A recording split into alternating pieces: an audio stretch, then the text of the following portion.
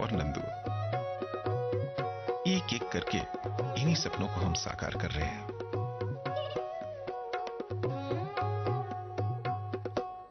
Good governance is possible only when there is a reciprocity of trust between the governing agencies and the people at large. Gujarat NRE presents compliance, trust-based or enforced, which is more effective. Last year, we were trying to create the awareness for the need to fight corruption. So we have moved on to the next phase, which is more tough, finding solutions. A panel discussion on measures to improve good governance. Only on ET Now. Brought to you by Gujarat NRE.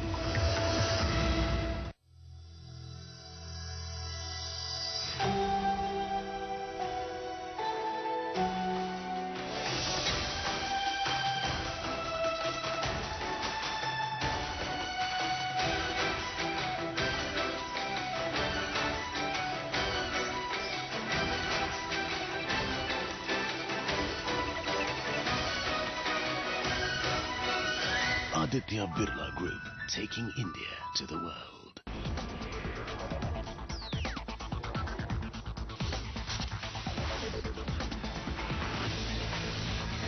This is the Times Television Network, and you're watching ET Now.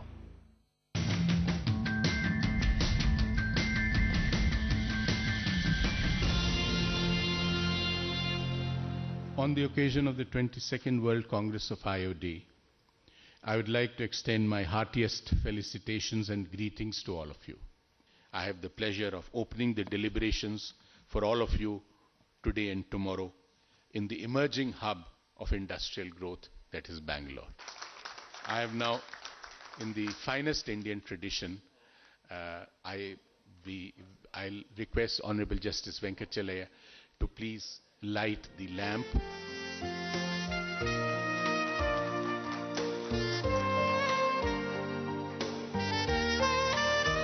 I now request Lieutenant General J.S. Ahluwalia, PVSM, and President, Institute of Directors, to please deliver his welcome address. Lieutenant General Ahluwalia, please. The theme of the Congress, as has been mentioned, is total quality, because quality you require in everything, and total quality means quality in every area, whatever it be. It is not just quality of product and service, but quality of your boardroom functioning, quality of everything that we are doing. So that way the total quality comes in everything, the catalyst for ethical business and sustainability. And it is very apt and timely, as Ashok Kapoor brought out, being held at a very challenging time in the midst of Anna Hazare's national movement for both anti-corruption and good governance. So that way it's at a very apt time to really have it. IOD is, just to brief some, there are few new people here, an independent, not-for-profit network of directors. It is committed to making a difference by creating a silent revolution through the boardroom for a just, equitable and sustainable world. IOD is one of the most exciting networks one could really belong to. IOD has spread its wings across the globe and at all vital corporate touchpoints. This conference has been organized to devise a blueprint for action on integrity and business ethics, to create a mass movement on change in thinking.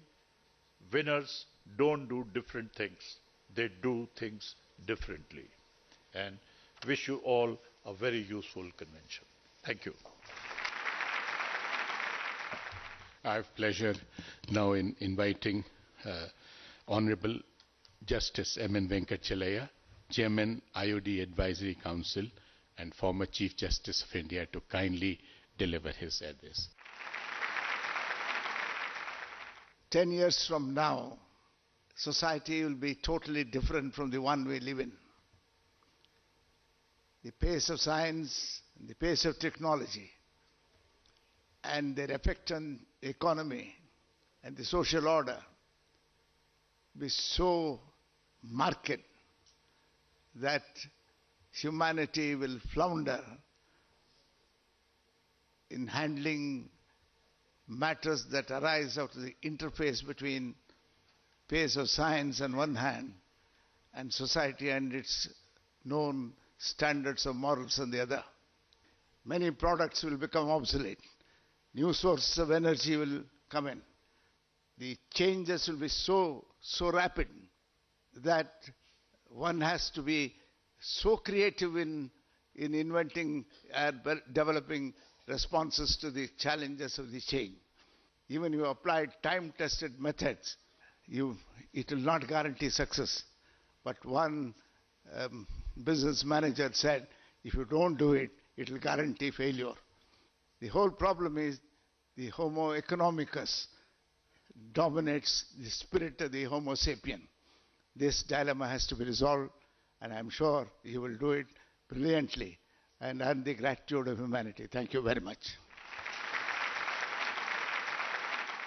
I have now pleasure of requesting Dr. Ola Ullsten, the former Prime Minister of Sweden and co-chairman of the World Commission on Forests and Sustainable Development, to please deliver his presidential address. Dr. Ola Ullsten, please. Ladies and gentlemen, dear friends, what is sustainability? Sustainability is not a state of affairs or a goal reached in some kind of competition. It's an ever ongoing process. It's about ecology and economy and how the two relate. I think it would be leading to sustainability if students in economics should be taught to pay as much attention to how to nurture the financial capital, the natural capital, as when they talk about financial capital. Ministers of finance must pay as much attention to ecological database as they do to the ups and downs in the financial market. We are still living in a dual crisis of economy and ecology. On the ecological side, it's not only about climate change, it's about a series of environmental ills. On the economic side, we don't need a full-blown recession to call it a crisis. Now it seems like we are in fact talking about the transformative change in which business should take an active part.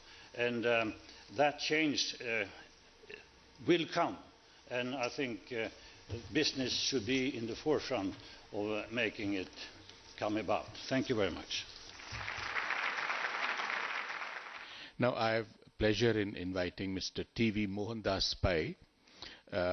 He is the chairman of Manipal Global Education Services and former director HR and chief financial officer in Infosys.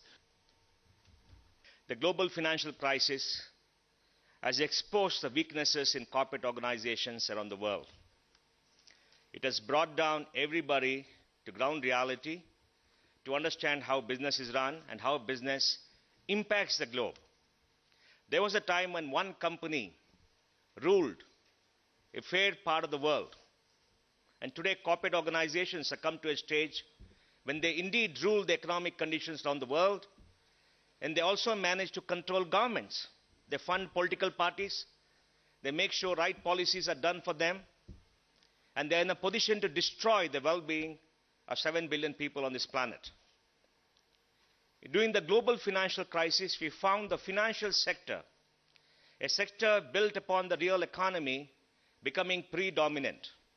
Just before the global financial crisis, 40% of corporate profits in America were earned by the financial sector, an incredibly high percentage.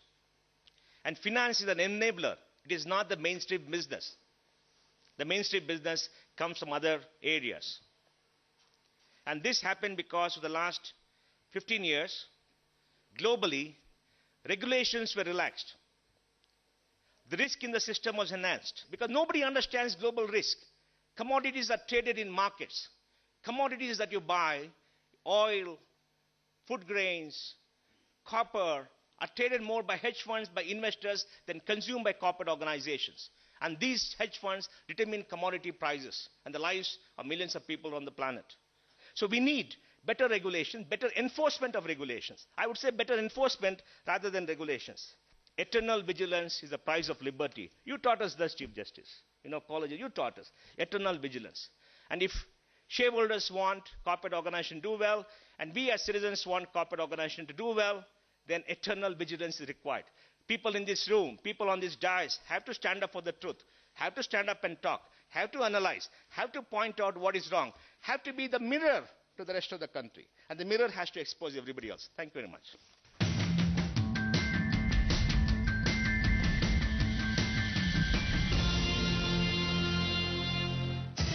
Brought to you by IOD, building tomorrow's boards.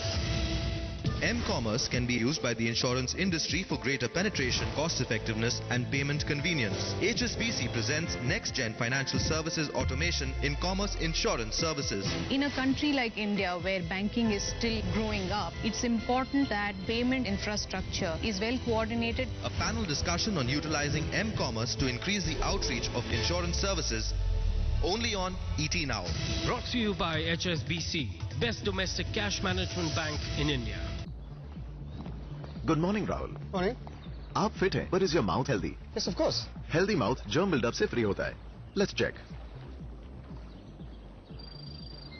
ये है germ buildup. But I just brushed. अब?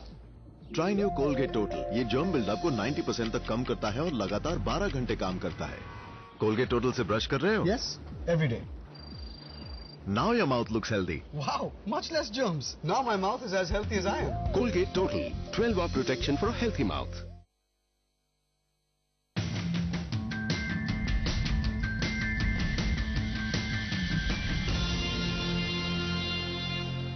Well, a very good evening to all of you ladies and gentlemen. It's my pleasure to be your moderator for this evening's panel discussion, which is really on realigning the moral compass of the boardroom. And I think when we start, it would be just so wonderful to have a sort of Alice in Wonderland kind of existence where you had just two colors in the corporate world, and those would be black and white, which would be wrong and right. But unfortunately, the world doesn't quite work like that, and there are huge shades of grey in between that we have to traverse, and that's where all those convenient/inconvenient questions come up, the likes of whether the top management deserve or really require that jet plane, or whether the subsidiary companies of a parent company need those friendly loans, or whether the valuation of a takeover target is too high or is it too low, or whether it would be indeed fair to have option allocation for the promoters. These are but few of the questions that really pose not just our boardrooms but our entire corporate world. Let me introduce my panel to take this discussion forward and see what it is that needs to be realigned in our corporate boardrooms. So let me start with Mr. M.G. George Muthoot, who is the chairman of Muthoot Group. We have Mrs.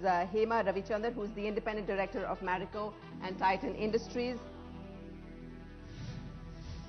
We have the Right Honourable Baroness Sandeep Verma, who is the Minister for Education in the UK.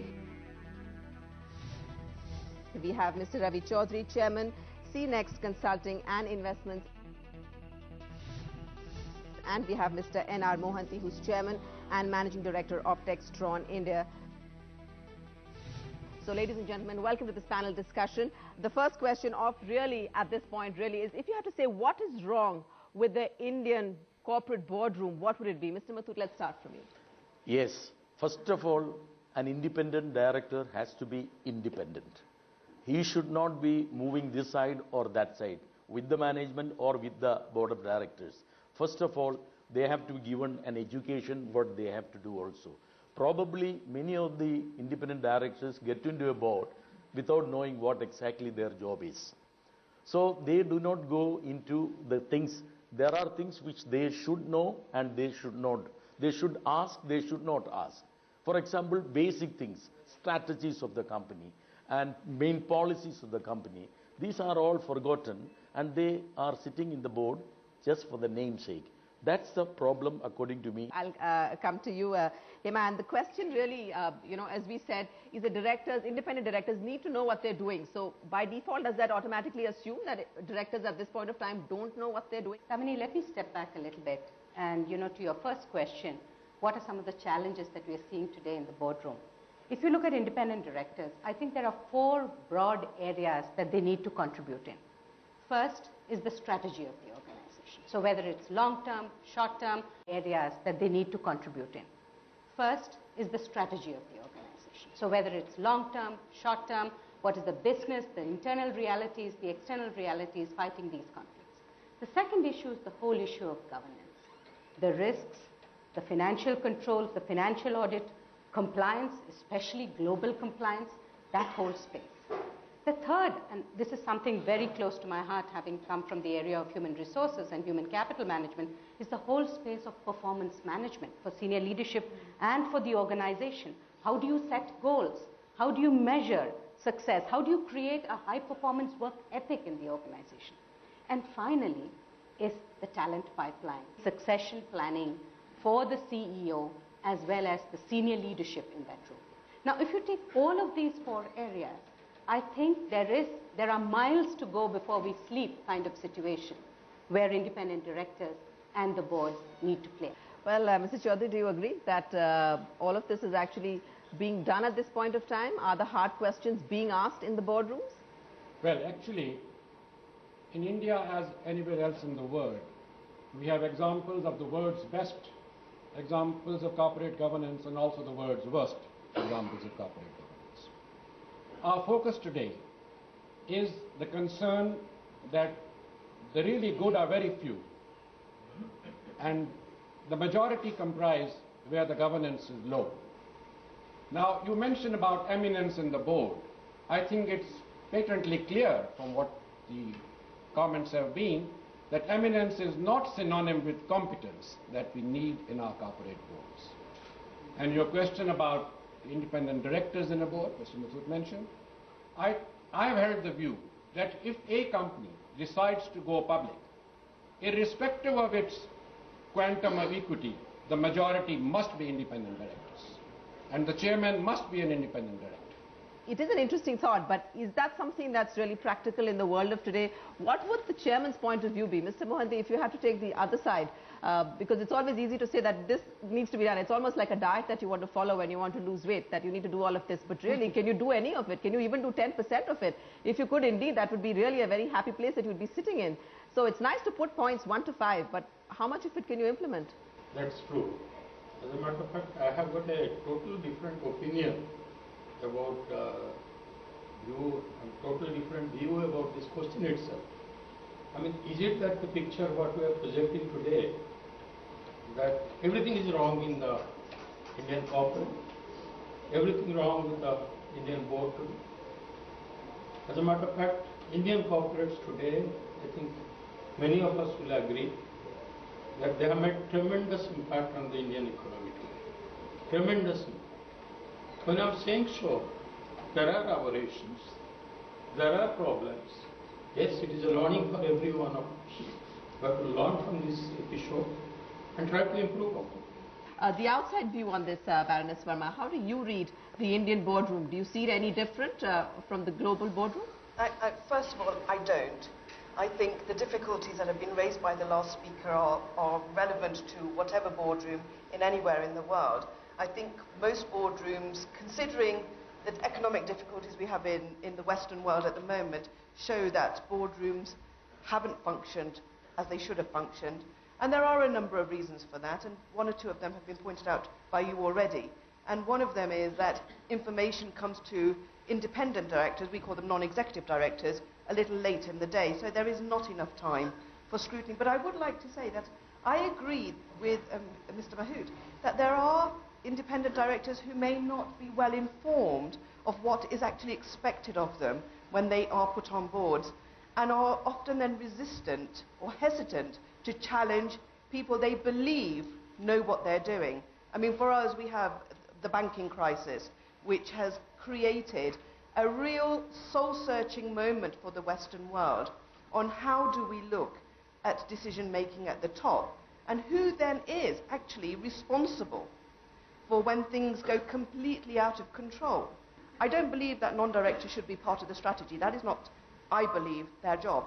Their job is actually to audit and view what's going on and then be able to be brave enough to be able to say, I think there's something not quite right here.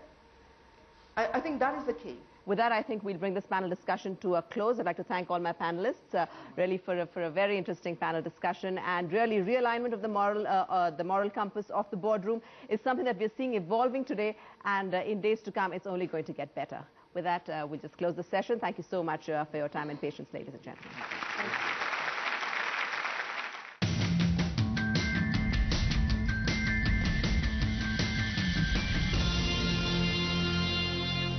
Berger Rangoli easy clean paint with cross linking polymer जिससे दाग जाए पर रंग न जाए no दाग no धब्बा only beautiful walls hands up Hello and welcome to this episode of HSBC Wealth Masterclass. India has continued to remain a capital constrained economy. So even if we do open up to foreigners, it's not all doors open. At the moment, the infrastructure stocks are not falling because of lack of investment in infrastructure. It's lack of new orders, which is seeing the share prices fall.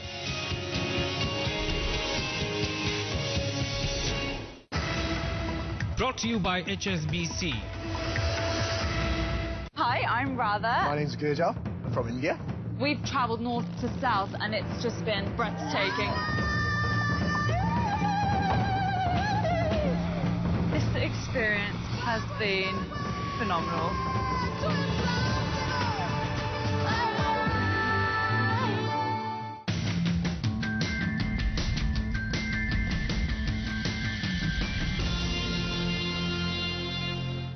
I have great privilege in extending a very warm and hearty welcome to Honorable Dr.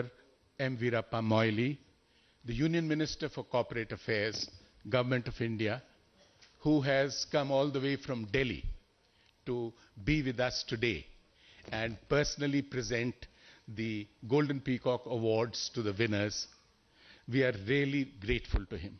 I must congratulate the awardees here, because, it is achieved, by you with much affection, admiration, adulation from business and industry. Golden Peacock Awards, I am told, have become the most sought-after badge of excellence. Today's corporate landscape is vastly different than what it was 2 decades ago. Challenges are beyond you, around you, and one need to travel beyond the frontiers of the respective business to definitely create that kind of an excellence. The international nature of business and growing collaboration is leading to countries and corporates to learn from each other's experience with an endeavor to raise their overall standards. So they will have to redefine their design. In India, we realize that institutional support will be instrumental in ensuring sustainable development with a rational, reasonable and humanist approach. Thank you very much, Jai Hind.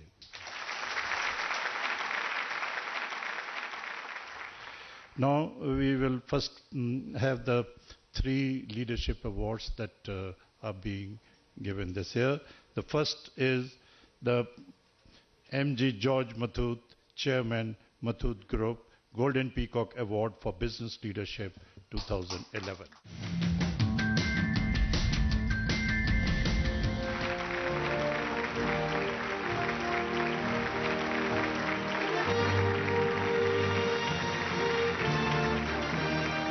Next is the Golden Peacock Award for Women Business Leadership 2011. Vineta Bali, Managing Director and CEO, Britannia Industries Limited.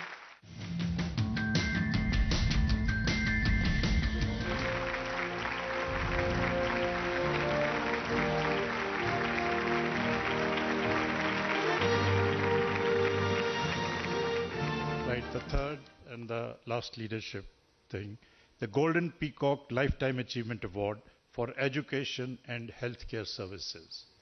Now, Dr. Ramdas M. Pai, President and Chancellor, Manipal University.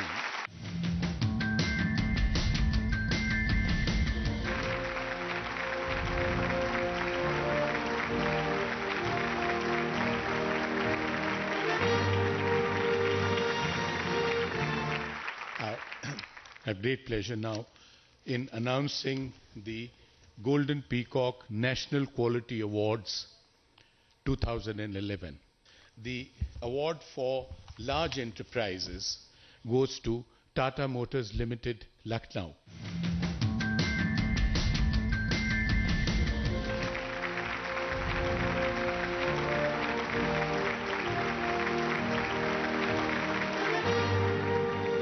I'm told that Oil and Natural Gas Corporation, they are amongst the large enterprise winners. And I have pleasure in inviting Mr. B. Ram, Executive Director, Technical Services, to please come and receive the award.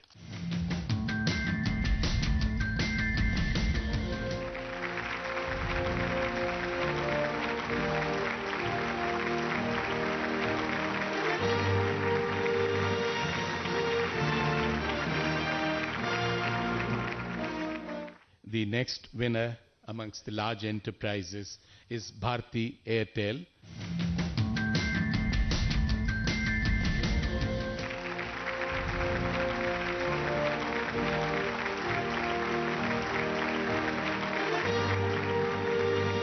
I now come to the winners of the Golden Peacock National Training Award 2011.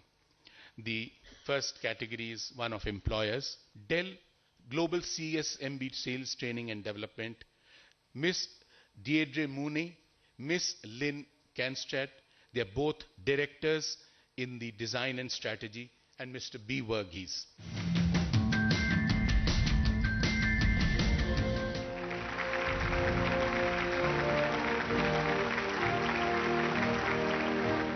The next winner is IBM Global Processes Services India.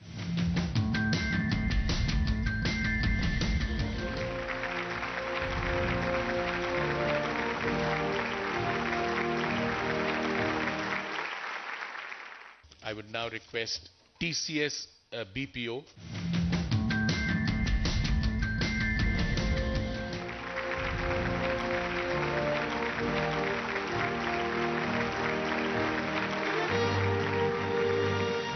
I would now request the Reliance Industries Jamnagar.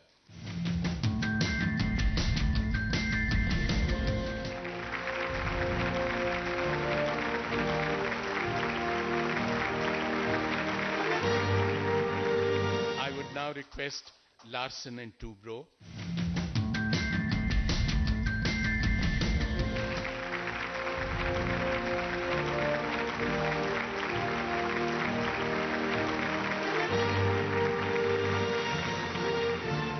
Come to the joint entry category, the Union Bank of India Staff College.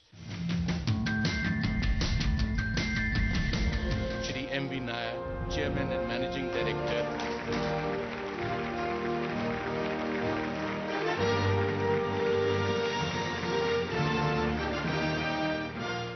I have now pleasure in inviting Dr. Mrs. Sarah George Muthoot, Principal, St. George's School.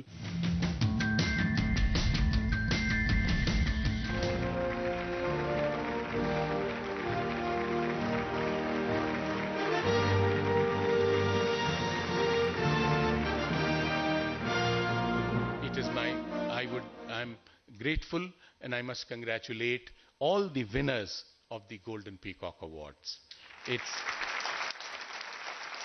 I think they all deserve it, and each of them is a very eminently deserving winner.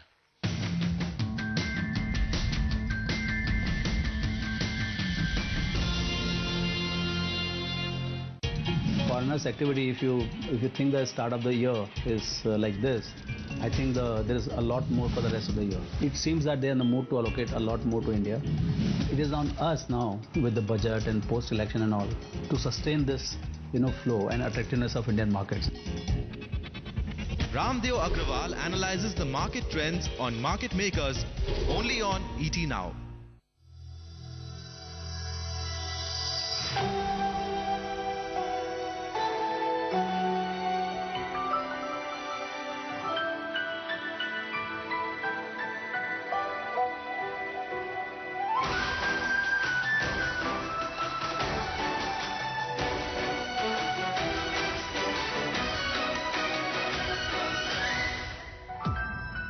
Aditya Birla Group, taking India to the world.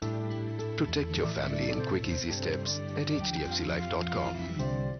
Good governance is possible only when there is a reciprocity of trust between the governing agencies and the people at large. Gujarat NRE presents compliance, trust-based or enforced.